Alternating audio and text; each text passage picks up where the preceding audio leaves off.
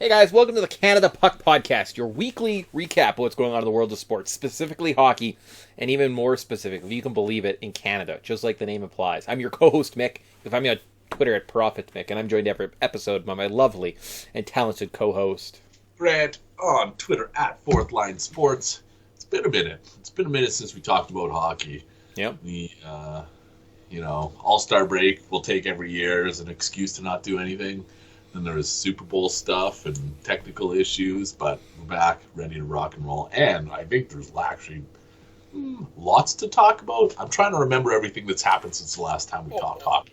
Basically, after we stopped, like, a buck ton of news has come, and it's just sitting in the back burner. So that was... So, All-Star, Super Bowl, week off, that... So, about a month's time. We have about a month's news worth of catch up with all your favorite hockey action. And about 2 weeks out, so we hopefully get 2 more shows for the trade deadline show. So we'll be primarily focused on trades, but we will be talking a lot about Canadian teams making trades for some reason. Yeah, and trade season's a whole different thing. That's a whole different bag of worms. Yeah.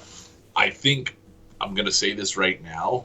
Recency bias is probably setting in for me because I've been raking my brain trying to figure out what was the last big thing that, I don't even know if we debriefed on the Oilers' win streak, end of the win streak. I don't know if that was something we chatted about. So it would have been into the All-Star break, right? They were kind of riding high, but yeah, I think I was chasing them into the break, and that was the last thing we talked about. They had like a Columbus and like a Chicago or something like that right before the break. Coming back, the Vegas game, we missed that one. So I don't think we've actually reconvened. It might have been like a jab or maybe a barb thrown before our Super Bowl show, but nothing super concrete, right? So, yeah, really, we kind of have to break down essentially the last month. So, when we go back through schedules, we'll pull back up a month. We'll talk about kind of broad topics with everyone. So, maybe a longer show? Maybe we'll even do some gambling advice. I think we have to debrief on the Super Bowl. Oh, God. Well, yeah, maybe that's a good place to get started, the Super Bowl. Could you have been more angry by the end of that game? So I was at a Boston Pizza, and I got this lovely hat that I spent hundreds of dollars on. So, actually, it was quite a nice time. A bunch of drunk Niners fans. Everyone was really disappointed, and I love watching Niners fans suffer so much. I just hate fucking Niners fans more than, God put grass on this earth. It's just one of the things I just can't stand. Those stupid fans. So watching them in misery... It was lovely. It was great. I'll spend more money to watch them be more miserable next time. So, okay, so Niners fans are among the more insufferable fan bases, but my disdain for Niners fans is not matched by my hate for Patrick Mahomes and Travis Kelce, and even more so, Taylor Swift. I now hate Taylor Swift. Probably the most beautiful person. One of the top 10 most beautiful people in the entire world. I fucking hate her. I can't stand to look at her. I hated it. I hated every minute of it. And the way that I'm sure you've seen some of the reels afterwards, or maybe some of the Instagram or social media stuff. The Chiefs got away with some timely holds, and the Niners did not. And I'm not saying that this was set up to go a certain way. But what I am saying is that the NFL is constantly looking for its next golden boy, and I think it's Patrick Mahomes. Oh, that goes without saying. But the Niners just kind of didn't do anything. It kind of just how does Kyle Shanahan blow multiple point leads in the Super Bowl? How is that something now? 3 times in a row, you're gonna blow a multiple score lead in a Super Bowl? What the fuck's wrong with this guy? Just absolutely one of the most pathetic, abysmal game managers, play designers I've ever seen. The guy should be embarrassed. He should move out into the ocean, live on that big plastic island that lives out there, because that's where he belongs. Fucking loser that guy is. Kyle Shanahan. Yeah. Plastic island. Oh, fucking absolute dish rag. That's what we'll call that guy. I can't wait. The king of the plastic island, man. For people who are going to be tuning in long-term to our show, I promise you this will be a distinction that is bequeathed among many over the next few years. But, I mean, all in all, I had a lot of money. We both had lots of money on the Niners. I think they were kind of in it right up into the end, right? Maybe the overtime decision cost them somewhere, right? What is this? Weather updates? I don't need weather updates. Stupid computer. But like, it was one of those things. Had I had money on the Chiefs, I would have felt probably more stressed out than I did the Niners, because again, they had the lead the whole game. They were looking good, and it was, you probably want the ball second in overtime, because then you get 4 downs instead of 3 downs. That sounds like you get an extra, what, 25% on every single drive? What are we doing?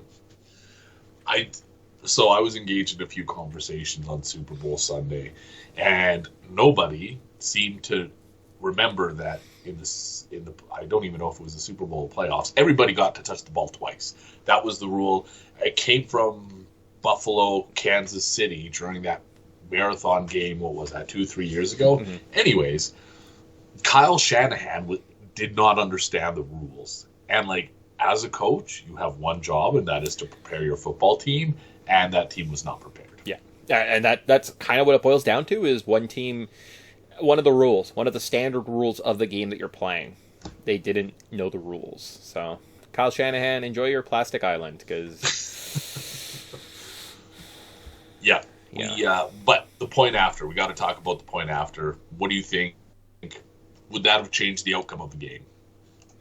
Oh, definitely, right? Like that's definitely like a big factor in that game, right? Is that blocked point? I don't know, but like, can you blame Moody? He was already shaky, and he hit 2 50-plus yard field goals in the game just to keep them in it to begin with, because their offense just completely dried up. Now, at the same time, great, Brock Purdy is a really cute story, and yeah, he was the last pick in the draft, and he's competent, and he can like do things. And when games don't matter in the regular season, in a week 12, can you catch a sleeping Giants team and he looks really good? Yeah. But when it matters, he doesn't do anything. Like, he didn't make a play. Some of his throws towards the end of the game were just absolutely terrible. So, I mean, like, get an actual quarterback with some talent and that can actually control a game and isn't just doesn't stand there and puppets exactly what you tell him and can think for himself. It's probably a different game too, right? So it's and that's kind of important. You can't have a shitty quarterback and win the Super Bowl. I had this exact same thought. I alluded to it in something I wrote yesterday. You know who would be better than Brock Purdy? Just about anybody. And I think one person in particular who would do better than Brock Purdy, because I know that the Niners cap situation is just bad. They're in a bad spot, whatever. It is what it is. You need a cheap quarterback. Mason Rudolph completed 75% of his passes, and granted, only 3 games this year. 3 touchdowns, no interceptions. That's like the prototypical quarterback that Kyle Shanahan needs. Mm-hmm. Like, he just needs somebody to complete 8, 9, occasionally 20-yard passes, and that's it. That's the Niners system. So, anyways, quarterback, I couldn't agree more, is probably, as much as people don't want to admit it, an area of need for San Francisco. And again, it's cute, and you can go far. 100%. Can you be a good team? Can you win some games? Can you win a playoff game? No problem. Easy, all day. The big one, though, right? Can you beat big one? Can you become great? I don't think average quarterbacks can become great, right? We don't see it. We see the Rex Grossmans of the world lose to the Peyton Mannings. We see the Jimmy Garoppolos lose to the Patrick Mahomes. We see the Brock Purdys lose to Patrick Mahomes. Why? Because there's greatness on one side of the ball, and there's one on the other side. Even look at like Jalen Hurts, right? As much as the tush push and everyone loves that, they couldn't do it in the big moments because he's not a quarterback. He doesn't make the plays. He's just a guy, right? Yeah, well, he's a fantasy stud. Also, regular season fantasy stud, but you're right. Yeah. Not a catalyst on off. Well, not a catalyst quarterback. No. We'll call him. We'll get in Bettor Advice. We'll do some gambling later in the show. We'll break down. I only had one bet hit. It was a big one, so actually I'm doing pretty well. I don't know how you're doing though, so we'll break down how we did in our gambling show. Maybe then get into some hockey for a bit. Hell yeah! Okay. We promised all this hockey talk. We're like, no, 10 minutes of NFL debrief of a game that happened 3 weeks ago, because we're oh boy, we're topical. But if your dynasty leagues reset after the Super Bowl, oh boy, you're having fun doing all those little mock drafts, picking 4th and 5th overall. Man, can't wait. Need a quarterback, but I just love the positional talent so much. Mick, sometimes as brilliant as Mick is, sometimes he gets in his own way. Oh, yeah, big time. I'm definitely my own worst enemy. All right, so what we're going to do is we're going to do some headlines. I guess that's what we're calling this. I don't know. It's top of the show. I'm going to reverse order the standings. We're going to scroll up, and we're going to make fun of Canadian teams. So, worst team. Guys, I'm showing 31. I don't see a Canadian team. It's pretty exciting. 30, the Ducks. Oh, my gosh, the Blue Jackets, the Coyotes. Oh, there they are. There's the Senators, 27th. It's pretty good. You guys have been in the bottom. You're obviously moving up. I think, actually, they're playing pretty well. 6-3-1 in their last 10. Late February. That's when you want to start playing quality hockey, Ottawa. You really figured it out as a franchise. Yeah, really figured things out. So if we scroll back for the break, yeah, let's do post All-Star break because I don't think anything really significantly happened then. Look at that. They beat the Leafs. That was like the Morgan Riley suspension game. Beat the Blue Jackets, and then they've actually been playing pretty good hockey. Look at that. Beat Tampa Bay. Beat Dallas. Got the Knights tonight. All right, let's go Senators. This you alluded to, and I'm glad you did because I had this exact same thought when I was looking at the Senators this morning. I was like, why do they do this every year? Why do you wait until nothing good can happen in your season, and then you decide, all right, guys, we're not that team, and all you are is skating yourself out of a top draft pick, and maybe you get to like ruin a couple teams' playoff dreams, but is it really worth it? Like, is it worth all of this? I don't think so. No, absolutely not. No. And what I've heard from kind of what I've heard about the Senators is because they are playing so well, that management is potentially looking at this group and saying, like, if you guys can prove it and you guys play well down the stretch, we'll retool over the summer, we won't make any major changes, and we'll just run it back next year. And I'm like, that literally sounds like the worst thing you can do in this rebuilding state. You're at a point where things aren't working. You could pull the trigger, you could move a piece, and you could cash in, and you could go all for it, and you could be, like, set up for a dynasty for years, or it could fall apart, right? Like, but running the course of mediocrity, I don't know if is the correct answer for the Senators. Something has to change, and unfortunately, they put a lot of chips on the table already, and their core is pretty close to locked in, right?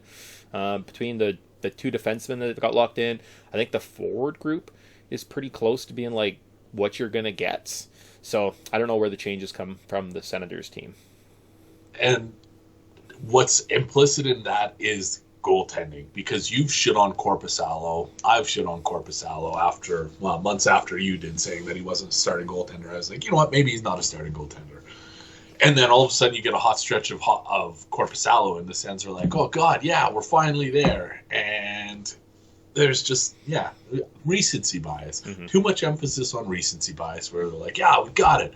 No, you've been doing this shit since 2017. Mm-hmm. You kind of, for the last few years, have done the exact same thing, turned it on when nothing matters. It's time to, I'm not saying blow up the nucleus, but maybe there's a piece in there that isn't quite fitting in with the rest.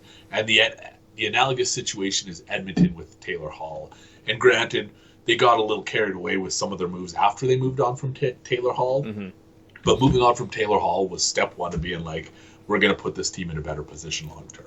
Exactly. And I think that's kind of where like the Senators sort of are trending, right? And we might see that. Upcoming, I've heard Jacob Chikrin's name thrown around a lot, right? They can't afford to have more than $18 million tied up on the back end and two guys. Like, they couldn't afford another $8 million guy kind of thing. That's unfortunately kind of how that works, right, with defense. So they're kind of in that situation. We'll talk about it. I have a couple mock Senator trades that I've been kind of workshopping. Not sure how they go, but because we're 2 weeks away from the trade deadline, I figured we probably shouldn't do like all trades on this show, because we unfortunately have to talk a lot of trades with the next team. So, well, Senators, you're doing it again. You suck, and you can't even suck well. So. Yeah, you suck at sucking. That's hard to do. That is hard to do. So if we go back to the standings, you know what, guys? I cheated a little bit. I saw the bottom of this little symbol at 26, and I was right. It was the Montreal Canadiens right there, 26. They are 1 point up on the Senators. So with, what is that, 3 games in hand? So more than likely the Senators pick up a win here. They drop down into that bottom 4 to 6-5 range. Let's go Montreal. Montreal, what have you guys been up to? There are 3-6-1. So good losing streak for a kind of a crappy team at this part of the season. This is one of the teams that I've been the least interested in following along with. I think we talked about this ahead of the All-Star break, how they've kind of signaled they're not going to blow it up, but they're going to move away from whatever it is they can move away from. Team is going to be selling whatever assets they can for future pieces. And when I was thinking about this a few weeks ago, I was like, what is the end game for Montreal? Because they're more than a few pieces away from being a top contender. Like, how do they get where they need to be? And I think things are going to get worse before they get better for old Abital. We do have a trade to discuss. They did move Sean Monahan to the Jets for a first-round pick, which is a really nice piece of business that this organization. And yeah, I want to sit here and I also want to be able to just shit on the Canadians and say they suck and I hate them. But they took Sean Monahan's contract at the time and got a first, only to basically reclaim him, right? Make him a reclamation project over the next 2 seasons and sell him for a first. So you've netted 2 firsts just in bringing Sean Monahan into your organization for a couple of years. That is a good piece of business marketing. And if you're like the Canadians and you kind of struggle in the first round, right? Like your picks haven't hit, take more swings at it. That is the best way to overcome a shitty draft process, is just get as many picks on the board as possible, right? Eventually a dart throw hits a bullseye, and you can actually get into the game. So I think that's kind of what they're doing, and that is just excellent business marketing. And for a team that I don't really think that much about, talk that much about, they're kind of quiet at this point, right? They deserve kudos at least on that one. So, is there a team that's worse at drafting than the Montreal Canadiens? So, like, give me one Montreal Canadiens pick from the last 10 years that panned out. I mean, Cole Caulfield at like 16 doesn't look like a terrible pick. A top 6 forward at 16 is pretty good. So Cole Caulfield. Okay, you win. Cole Caulfield was probably the only other answer. Probably the only answer that was acceptable. But it feels kind of like, sometimes you value positional integrity or positional value ahead of best player. It feels like that's kind of what the Habs do. And just running through this list, like, man, they've had, other than Cole Caulfield, well, yes, Jesperi Kotkaniemi, he was a 3rd overall pick. He was expected to pan out. He's not even with the team. He moved on to Carolina. Like the last Ryan Poling, like from 2017, Mikhail Sergachev, another guy that they drafted but moved on from. Like, there's nothing that goes right with Montreal. They just, I kind of hate them. I want to hate them for how bad they are. Yeah, they kind of have that vibe where they're just like, they are so bad, it's kind of easy to hate. But I had to say at least, I don't like the team, but when they do nice things, I can compliment you. I'm not that petty. So, Montreal, you did a really nice job with the Monahan whole deal. And that's what you should be doing when you have cap space, when you're rebuilding, when you have nowhere to go. You should be taking on reclamation projects and selling them and flipping them and getting assets. Wow, cool, novel concept. Even just looking at this, like, I know 2022, I'm not done shitting on the Cavs. All right. Now, you know what? I'll shit on them more next week. I'll come up with a more. It's not like I was gonna say, it's not like it's getting better. Like, there's no point there being like, oh, okay, that's better, right? So, in fact, we can just talk about trades. Like, didn't they trade a 1st-round pick for something? Oh no, they moved a 1st-round pick to Florida for like some bum defenseman last year. I was like, a couple years ago, and I was like, yeah, that's a weird trade from Florida's point of view. All right, back to the standings. Oh, actually, that's a lie. That's a lie, everyone. We got to play puck doku. So we've been through 2 teams. We've been through the basement. We've been through, I don't even want to call these guys. Like, are they good? Are they bad? I'm not sure. But I know what we do get to do is we get to play puck doku. Oh, boy. Oh, baby. Let's see. Across our horizontal axis, we have the Rangers, the Ducks, and then the AHL. All right. And then down the sides, Devils, Stars, and Hurricanes. So, pretty easy board. If you're looking at this one, rattle this one off. No problem. Good God, I do not like the looks of this. No. Oh, I don't know if I have, I'm going to struggle to just put players on the board. Yeah. I think I can do 2, 3, Yeah, I got at least 3, so maybe we'll hit misses, but they might be big ones. So, Grant, you want to lead off? Yeah, okay. You know what? I'm not going to give up honors today because I'm not sure how this is going to go. Yeah. Anyways, I'm going to go right in the middle. This is probably going to be a popular one because I think this was recent and sometimes... Anyways, I'm hoping people have forgotten about John Klingberg because I think there's other bigger names between Anaheim and Dallas that maybe people have forgotten about John Klingberg, but I'm going to go John Klingberg right in the middle. Ooh, 15% for John Klingberg. All right. Well, that was one of the ones that I knew. Yeah, that's just...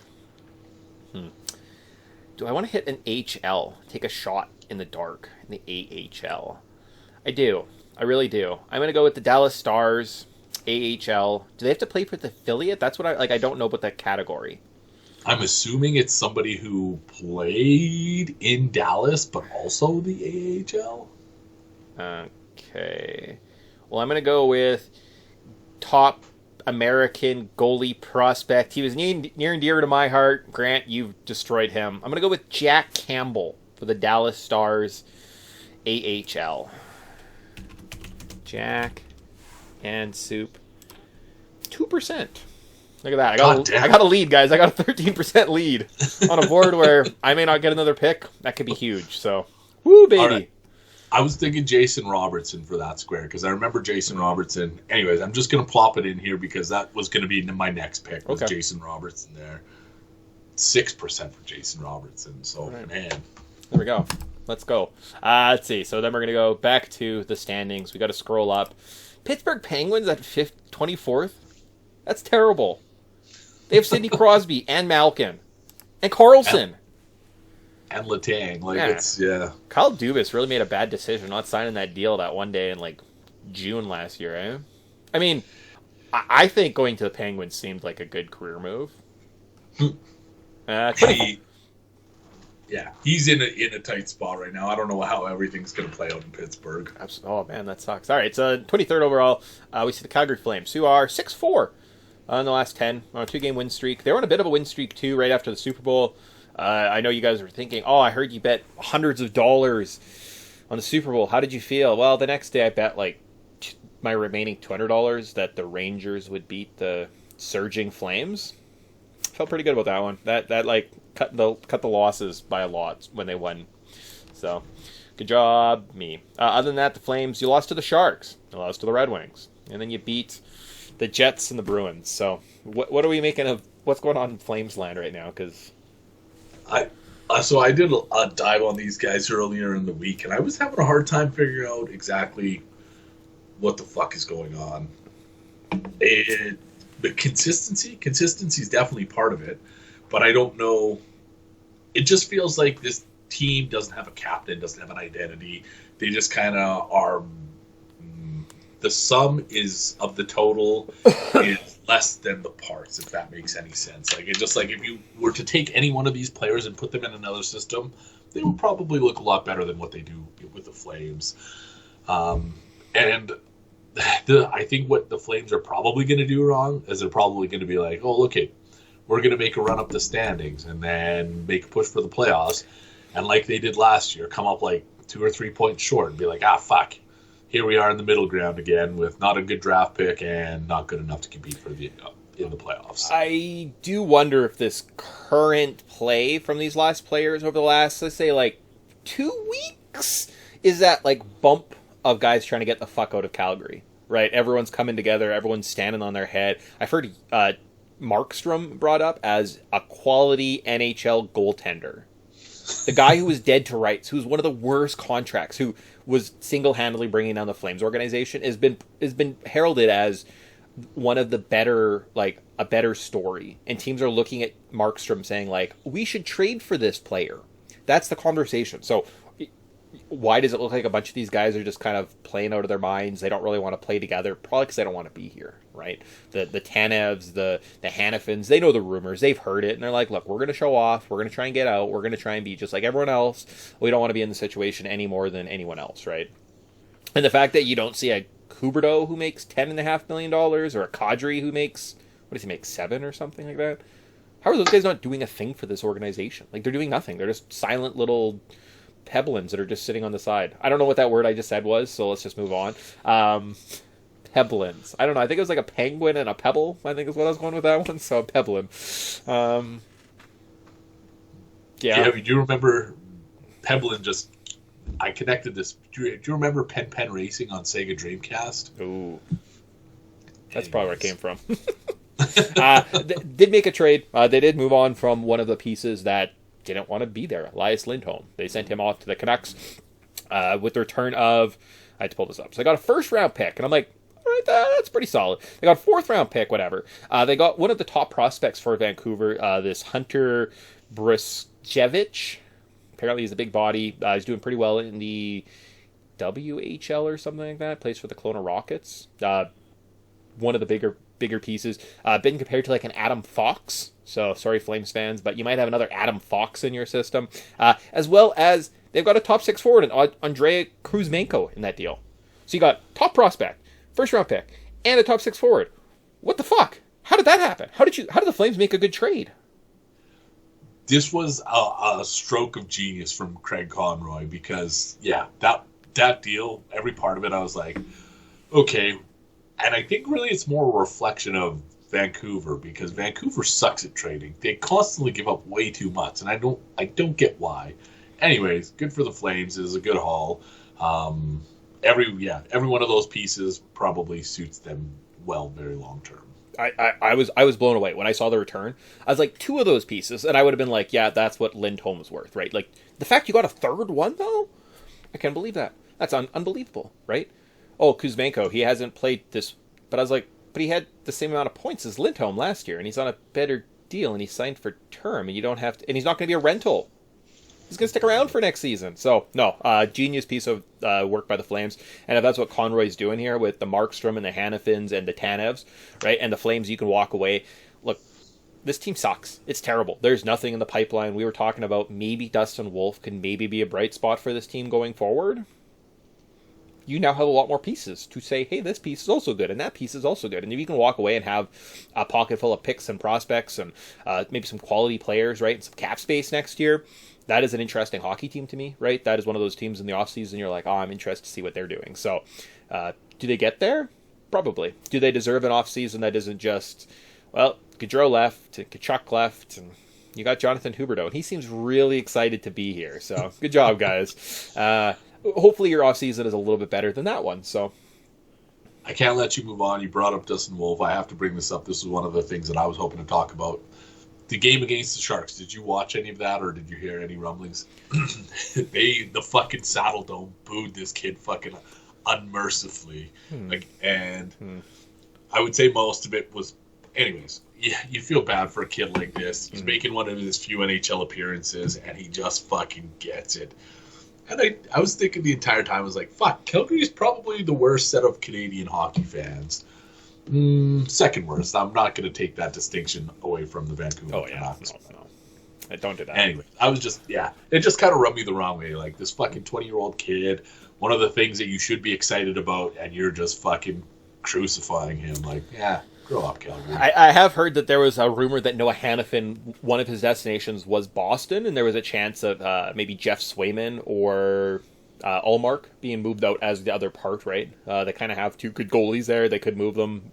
And they're like, oh, Calgary, you don't need a goalie. Don't you? Like, don't you think it'd be kind of nice to have a professional, like, say, like, a Linus Ullmark to just play in front of the net for a year? Give Wolf, like, another year just to, like, kind of ease into it.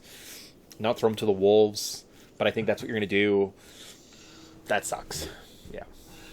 Yeah, goaltenders, most fragile piece of any hockey team.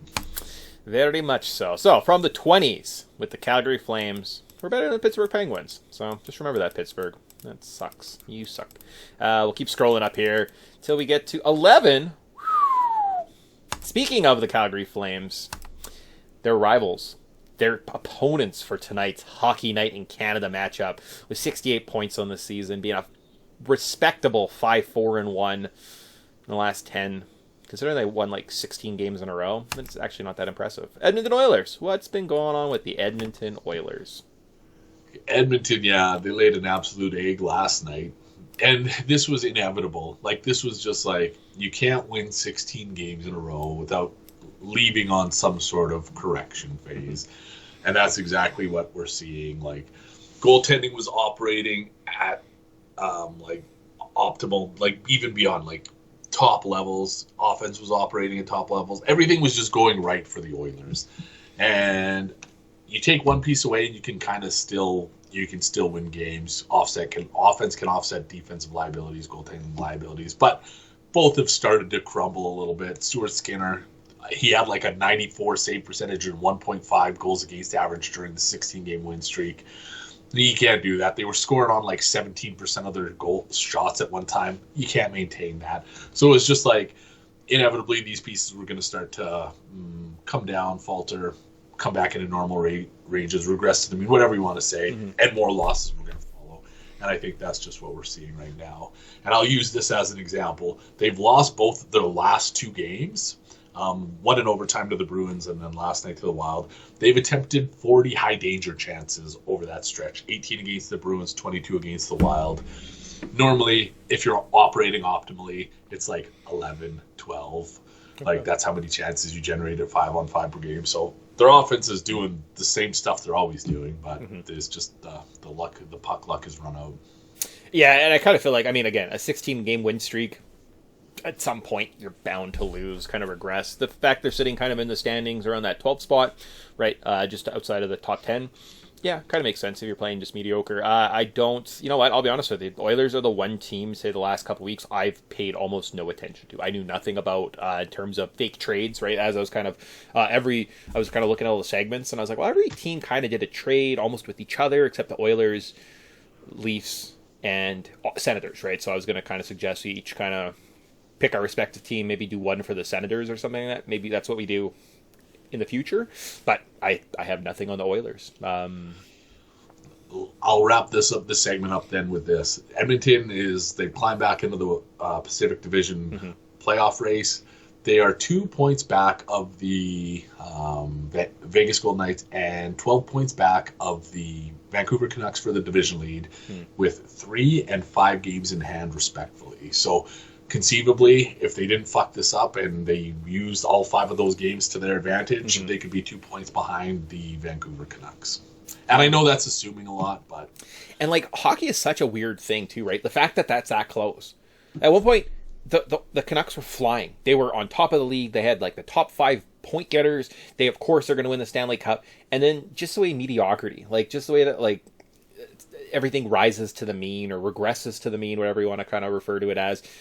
And now they're that close, right? It almost seemed like it was night and day seasons, right? And I mean, we play the same with that with the Atlantic Division, right? When you look at the Leafs, oh, they're a joke. If they won their next like 2 games, they're something back, like they're like 3 games back of the Bruins for first, and I'm like, that's not awful for end of February, right? Like by any means. But the way the narratives are about these teams, you would have thought the sky was falling.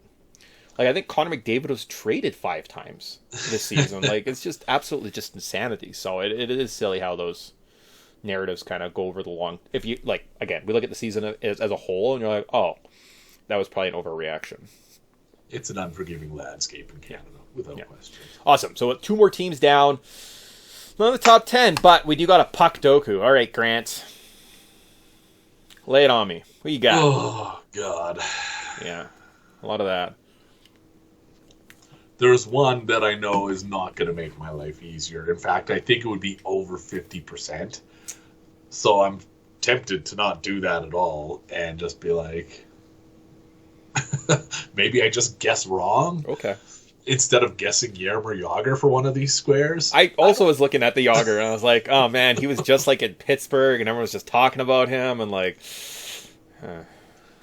I'm going to go out on a limb here. Right. I don't know if this for sure happened. All right.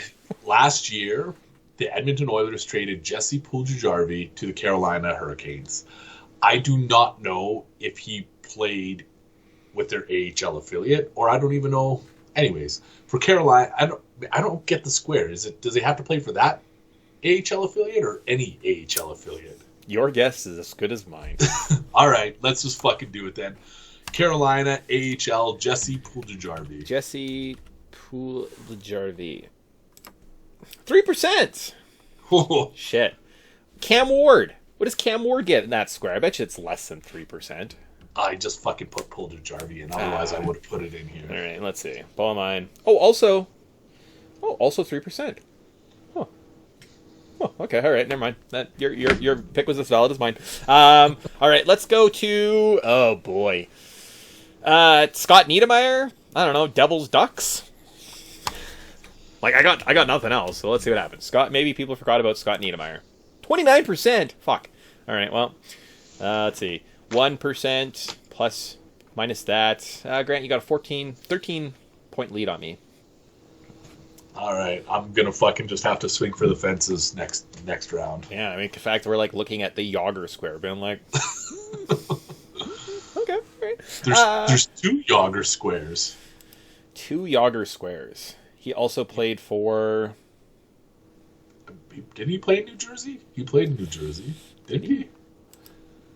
Oh, well, you know what? Maybe I'll take that square. If Mick doesn't know, maybe it's less than 50%. I don't. Did he play? I don't know. All right, so let's go back up. I think. Let's see. Knights. Oh, and there are the Maple Leafs sitting around 9th. What's going on with the Toronto Maple Leafs? They had All-Star Weekend. Looked like everyone was having fun. The Ridley Gregg cross-check for Morgan Riley happened back on the 10th. 5-game suspension, and the boys went lights out. Yeah, they weren't the best opponents, but they've been pretty much dialed in. Austin Matthews has been on a hell of a heater in terms of scoring goals, and they've kind of talked themselves into a conversation of a year where prospects, do not touch first-round picks. We need to restock the cupboard. I've now heard a lot of discourse of recency bias. Maybe you don't waste the prime of your Austin Matthews, your Nylanders, your Marners, and you go for it, right? Add some pieces in here. So that's kind of where it brings us to Leafland. I was a little disappointed. 7 goals against the Golden Knights on the 22nd. I couldn't help but think, you guys did Vegas all wrong. If you are going into Vegas, a game against the Golden Knights in tip-top shape, shame on you. Shame on you for not enjoying the nightlife in Vegas. Yeah. And it shows that it's a sign of maturity I didn't expect from the Leafs. That's it. I think I heard there was a big showdown or a big powwow get together at the Matthews down when they were in Phoenix the night before. A little team camaraderie. So they probably all slept in their sleeping bags on the floor of Mrs. Matthews' living room. Had some scrambly eggs in the morning for hitting the bus for the game that night. So that's probably why.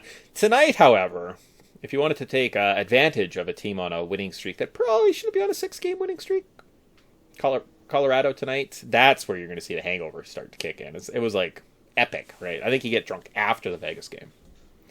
Oh, maybe that's what it is. Well, you know what? Maybe it's a sign of immaturity on my part. I was assuming this was a team of, bitches and they could do both nights. But anyways, I see. I also hate the Colorado Avalanche. I'm going to take this minute to shit on Nathan MacKinnon. He is undeserving of the Hart Trophy. Favorite, chalk, whatever you want to call it, being that. I hate that this guy's going to win his first Hart Trophy of his career when there's other players that are better than him. Kucherov's got more points. Mm-hmm. There's literally 80 other players analytically who rank better than Nathan MacKinnon, and it's just the fact that he plays on a line with, mostly Mikko Rantanen, mm-hmm. but also to a lesser extent Jonathan Drouin boosted his production. So, you know what? I am going to bet more money than I should on the Toronto Maple Leafs just because I hate the Colorado Avalanche that much. That is fair. And I do think like the discourse around the MVP, right, with the McKinnons, I don't know, man. McDavid's going to be right there. And like Matthews, if he keeps up this goal streak and he hits 70, historically, if you get 70 goals, you kind of get the MVP, right? So like there's a very strong chance that's going to happen right now. I think he netted another one at the end of that Vegas game, puts him something like he's like 52 or something like that. And there's like 20-some games to go for 18 goals. Nothing would make me happier than to see anybody, including Austin Matthews, getting in McKinnon's way. Well, and like the other, just part of like the fact that Kucherov isn't, he's the top point scorer in the league. How is he not the MVP? That's what we do, guys. We don't have to watch games. We just look at the box scores and we pick the guy at the top. That's all we do. So don't give me this here. Oh, but he plays better if you watch the. No one watches these games that votes on these awards. Fuck off! Don't start now. It's Kucherov. Kucherov has the most points. That's what the award means. You got the most points. The correlation rate is like 95%. But now we're gonna decide. Oh, okay, now we're just gonna randomly pick that this person's better. Fuck off! No, that's not fair. If you get most points, you win. That's the Connor McDavid rule. Oh, you got 130 points, you're the MVP. Yeah, but you know what? 70 goals for Matthews would be exciting and deserving of the Hart Trophy. Yeah, Austin Matthews, thank you. You really seem to score when I'm not watching television. That game that was there was an afternoon game. We had folks over for lunches. I sat and watched 2 boring periods of hockey against the St. Louis Blues, and then sat down at the table to eat my soup. And they scored 3 goals in 5 minutes. And I was like, what the fuck? So I don't think I've seen an Austin Matthews goal. And I watched a lot of Leafs games in the last couple of weeks. I have not seen it. If I'll step outside and he'll score a goal. Yeah. Was it last? I think I saw 2 goals in the 9-2 Ducks game last week. Every time, literally anytime I would step up or go to the bathroom or look at my phone, they'd score a goal. And I was like, what is happening? Man, you've upset the balance of the universe somehow. We got to do some investigating to figure out exactly what you did wrong. I don't know what it was. But Leafs are, we'll see. It should be an interesting team, right? I do kind of I don't know, a team that can make some trades, maybe is getting some rental pieces, then just we're staying course. That's boring. You don't want that. You don't want to talk about the next team. I don't know, maybe you want to talk about the Winnipeg Jets. At sixth from the top. That's still pretty good, Winnipeg. For a team that has no rights being in the top 10, still kicking ass, taking names. Good job. They beat the Canucks last Saturday, which I thought was a bit of a raucous affair, right? I had that one kind of dialed in, stayed up a little bit later to watch that on Hockey Night in Canada. And then losing the Flames. I think Monahan had a hat trick in the first period in that game and still losing 6-3. That's impressive. And then a couple other wins. So, Winnipeg, what's been going on? If you want to talk about a deserving Hart Trophy candidate, the way the Hart Trophy is worded, I know this comes up every once in a while, most valuable to his team is actually the distinction of the award. And I don't think that there's a player more valuable to his team than Connor Hellebuyck. This guy is, and he does it year after year. Yeah. And he's got when his save percentage dips below 91%, everybody's like, oh, Connor Hellebuyck doesn't have it anymore. Mm-hmm. And he's still light years ahead of league averages for any time period that you're looking at. So anyways, Connor Hellebuyck, probably the most deserving. If we're breaking the mold of points, points later gets MVP, it belongs to Connor Hellebuyck because this guy means more to the Jets than any other team. Notwithstanding, this team, as good as they've looked, has hit a bit of a snag analytically. They keep getting in their own way. They're giving up too many chances, and they still somehow find ways to win games. And I know we talk about this every playoff season. A hot goaltender takes a team further than they deserve to go in the playoffs.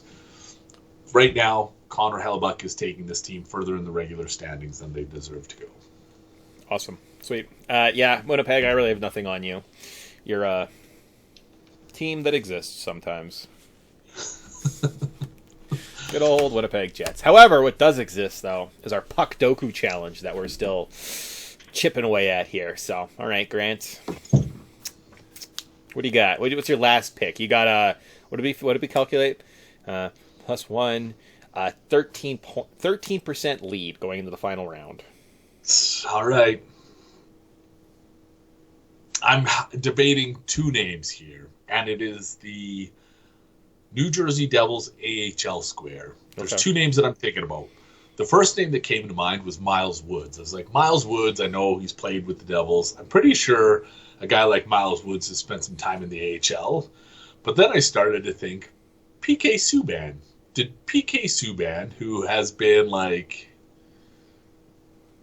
I don't know. I'm not going to call him a fringe NHLer at times in his career, but a shunned NHLer at points of his career. Yeah. Is he a guy that could potentially have been shunned to the AHL? You know what? Not worth it. Maybe. I'm going to go with Miles Woods. Miles Woods, New Jersey Devils, AHL. Miles. Oh my god. How do you? Oh, I see. Because I spelled the whole name, you didn't pop up. But as soon as I deleted the D, then it popped up. 1%. Woo! All right. I was thinking, Severson. What's the guy they just traded to Columbus last year? Damon Severson or something like that? Oh, 0.3%. All right. So now I have to... I can't win. You won. There's no way I can go lower than 14%. So, all right. Let's do Tony DeAngelo. Seems like a guy no one heard of. Carolina Rangers, Tony DeAngelo. Boop, 13%. Oh, all right. Grant, you won by 23%. Huh. Or 25%. It's not bad. I put Subban in my square, 0.9% for Subban, double the AHL. So did he play in the AHL, or was he like an AHL guy when he was with Montreal? Because I think he played for the... I feel like he played for the junior team. I feel like they won a championship or something like that before he came to the NHL. So he played with the Hamilton Bulldogs. That was his only stint in the AHL. So it was just you played in any game in the AHL. Huh. All right. Well, all right. Good. Obviously, a category we should have taken advantage of, and Grant did. So good job. Yeah, we made it work. All right. Do you want to go for glory here and try and get a perfect and not an immaculate puck doku, but 100% puck doku? Sure, I think we can do that. So where do you want to use Yager? Can you think of anybody else? Rangers, Devils? There's a goalie that he used to wear Heaton gear that's fucking escaping me. Oh, you know what? John Van Beesbrook played in New Jersey, New York. Van Beesbrook. Okay. Van Bees? Yeah, VANBIS. Yeah. 4%. All right, solid. And then you could do Rangers Yager. So Rangers Stars Yager. 16%. What? He's less than Scott Niedermayer? What? Oh man, missed opportunity on both of our parts there. Maybe. No kidding. I expected that to be like way up there. Huh. All right. And then Carolina, Anaheim. Oh, yeah. Okay. Anderson, Frederick Anderson. Smart. Yeah. Frederick, but it's like spelt weird. It's got a stupid K. Frederick Anderson. Oh my god, I'll just go with the Anderson. It's F-R-E-D-E-R-I-K. Frederick. Oh, and it's one of those ones. It's like a double S on the Anderson. Yeah, this is gonna take a while, everyone. So, no, it's still not there. What the hell? Is it not a double? You ever seen a man awkwardly not be able to spell Fred? No, it's still not. What the hell? Okay, F. Let's try. R-E. F-R-E-D-E-R-I-K. Frederick and... Oh, it's Ender. Okay. Yeah, we did it. Pew, pew, pew. Was this our first time going perfect on this thing? 31%. Yeah. Really, Scott Niedermayer was the highest duck. Oh, okay. Adam Henrique, Sammy Vatanen, Rob Niedermayer. So many options. Jonathan Bernier. Jonathan Bernier was a devil? Huh. All right. There was one the other day that I actually couldn't do. I think I got 2 guesses right. I don't know exactly what the combination was. I'd have to go back and look, but I was like, I got worked over on that one, so good job, me. You know which one I enjoyed? It was Sidney Crosby teammate, Phil Kessel teammate, Stanley Cup. Did you do that one? I missed that day. That's fun. Man, it was fun. I think I got like 70% because like there are so many times like Kessel's played with how many different teams, and everywhere you go you pay attention to him. So you could have went little known Leaf, little known Penguin, little known Coyote, a Bruin or something like that back in the day too. Oh boy. Yeah. All right. So all that remains though is us having to talk about the second best team in the league. Tied with the Bruins, but Bruins have a game in hand with the Vancouver Canucks. Vancouver, like we talked about, you guys actually have been on a bit of a slide. I think they're 4-3-3 in their last couple games. There are rumors that Elias Pettersson, the extension isn't kind of in play. It's really just when he wants to extend. The Canucks are willing to offer him anywhere from about 11 to about 12, maybe 12 plus $million. Probably long term, right? 8 years. So we know that's coming down the line. It's kind of nice to see for their kind of franchise player. They are on a bit of a 4-game slide here. Not losing to, again, not quality opponents. They got blown out by the Wild after losing to the Jets on the Saturday. They lost to the Avalanche and then to the lowly Kraken the other night. I can't figure out, and I didn't look close enough to figure out exactly what was going on. What the hell, man? Like, what is this surge in goals against coming from? A regression towards the means. They outplayed their metrics all throughout the season, so at some point you're going to see some type of parlance back. I don't know, maybe there's some type of health potentially with the Demko, right? They kind of go as where their goalie goes. I don't know enough about their injuries. Like, are they missing guys out of the lineups, or is it just over the course of a season they're not as good as the best team in the league? Yeah, maybe the answer is more simple than I thought it was, and you're probably on the right track. This team has outperformed its metrics throughout the course of the year. It just seems like this is fucking insane, man. Like 18 goals against in a 3-game span, 10 goals against the Wild, 5 against the Kraken. Like what's actually going on? Well, and maybe that shows you the importance of, say, the Demko to this organization, right? You put Spencer Martin in, and I think he's their backup. Maybe I'm wrong on that one, but you put your backup goalie in on a Monday night and you let 10 goals in, right? Probably not the best look. It shows that there are probably some kind of holes with this team, right? Defensively, maybe they aren't as sound as they thought they are, and if they aren't clicking on all cylinders, that's what's going to happen to you, right? You're going to have those stumbles. Yeah, well, all of that might be true, but I'm also glad that Vancouver might be winning it on the ice, but they are losing off the ice with some of their trades. So, oh my gosh, yeah, you want to talk about the other end of that? Elias Lindholm, who was probably a second line center, maybe a second line winger, at kind of his best, at his peak, right, when he was playing with Kachuk, the Kachucks and the Gaudreaus, right? Sure, great, cool, awesome. You're playing with elite talent in the league. You go to Vancouver to kind of anchor a second line, and all of a sudden your play isn't as great. As we alluded to, one of my favorite parts of the All-Star festivities was after Lindholm was named the Flames All-Star. Vancouver shamelessly trades for him, only not to draft him onto their All-Star team. So he had to go play with some other guys. So I'm sure that was some great camaraderie. And for a rental player, again, we talked about it, guys. That's so much. This is one of those things, if it doesn't, you know what, if you can win a couple rounds, win a Stanley Cup, it's worth anything. It's worth whatever you give up. There is no cost, right? Too high. But when you don't, giving up 3 key pieces for a piece that isn't as good as the Lindholm is, it starts to set the franchise back. So hopefully this lightning in the bottle you found you can kind of keep and point in a positive direction. But if you keep making dumb trades, in fact, lots of the trades they've made, what are the good ones, right? Remember they traded Bo Horvat for like Anthony Beliveau in a first, and then flipped the first for Hronek? Yeah, sure, Hronek can play with Quinn Hughes, but like Quinn Hughes is pretty good. You probably could have found someone cheaper that was the same quality to play with him and kept that pick. Like, what do you, like, just dumb. Absolutely just some of the dumbest trades. And then we haven't even talked about the dumb trade they made just a couple weeks ago. So, like, it's just, it's sad, it's painful, it's nice, I don't know. Nothing's nice about this. It's just...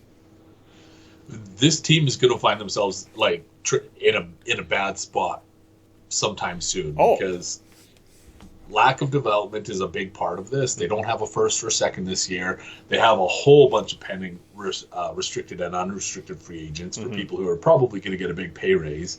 And then all of a sudden, you have no talent. Like, you have nobody coming up the pipeline to replace the players that you have to pay or that you can't pay. And all of a sudden, you're like, well, you're looking below replacement level players because that's all you can afford.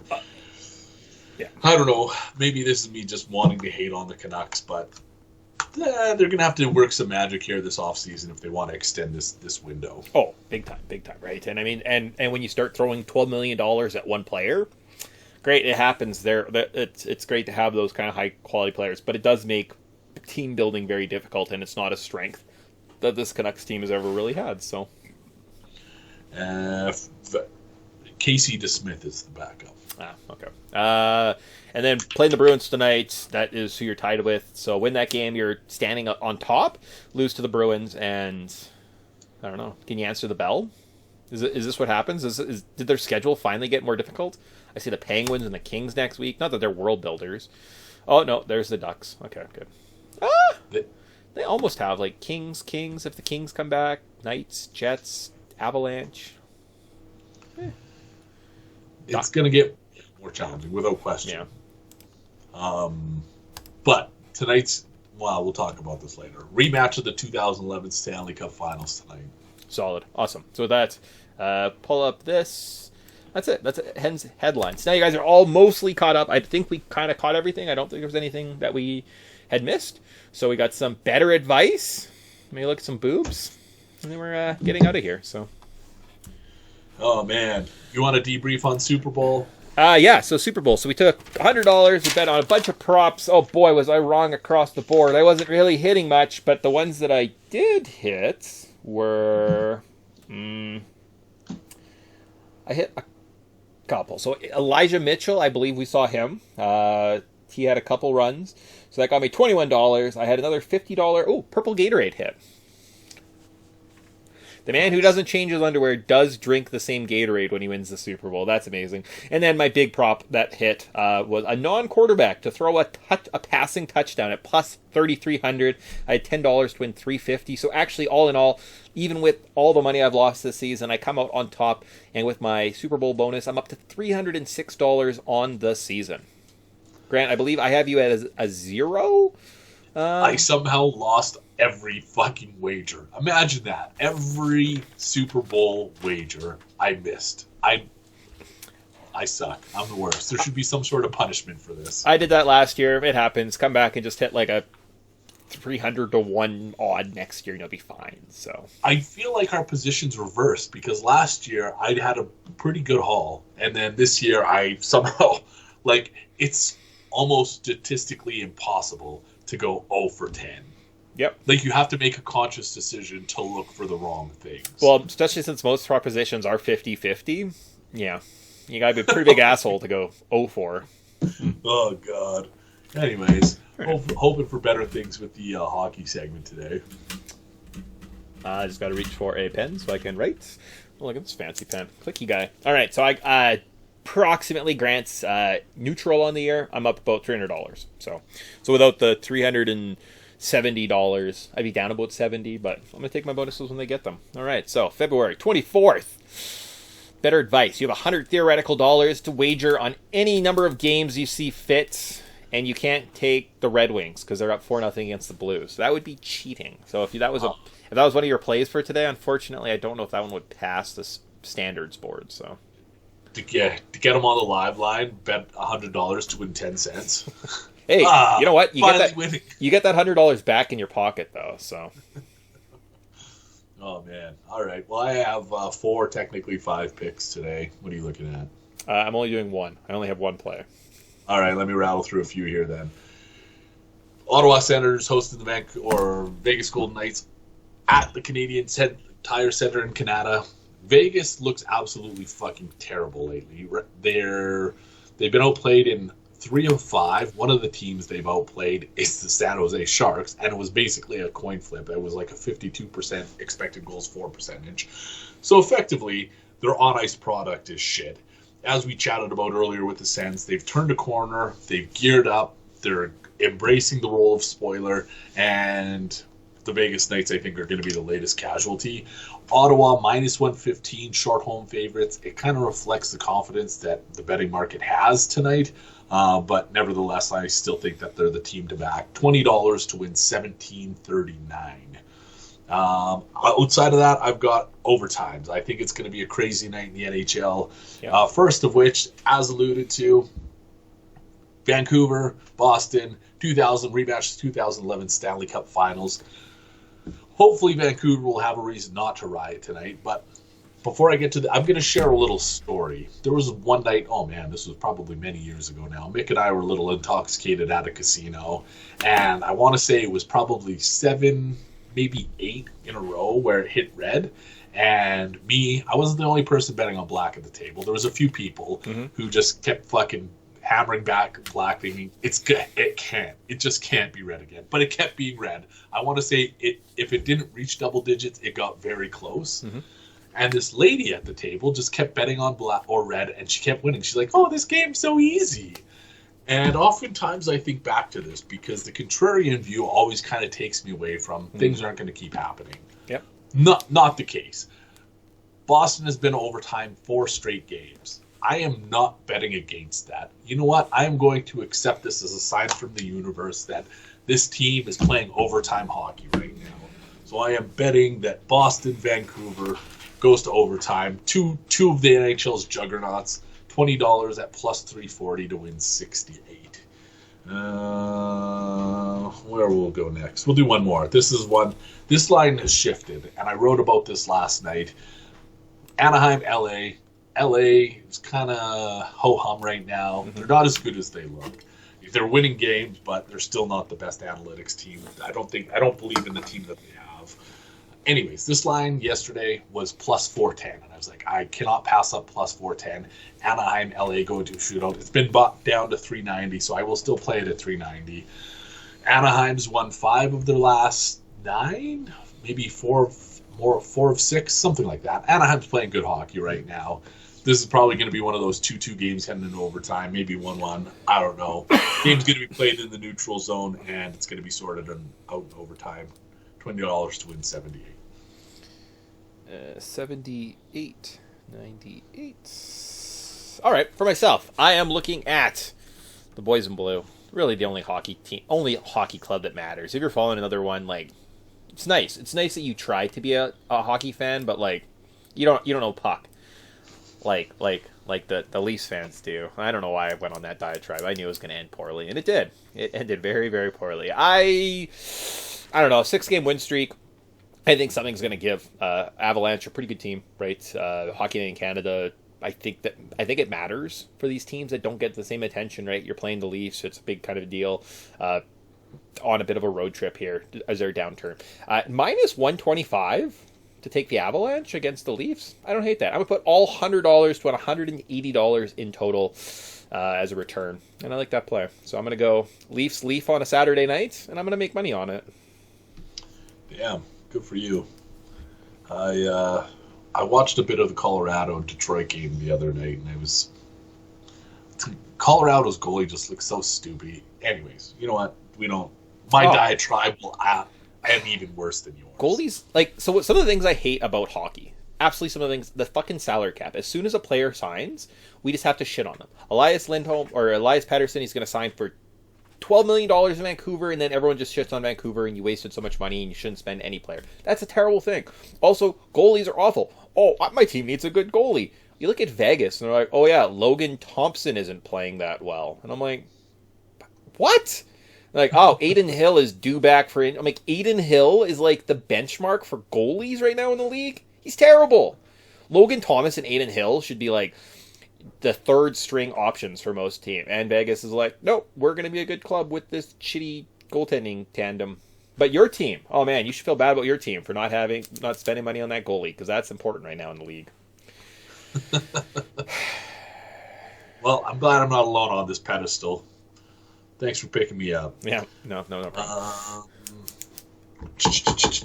Last pick. This is going to surprise nobody. Anybody who knows me knows what I love, and that is overtimes.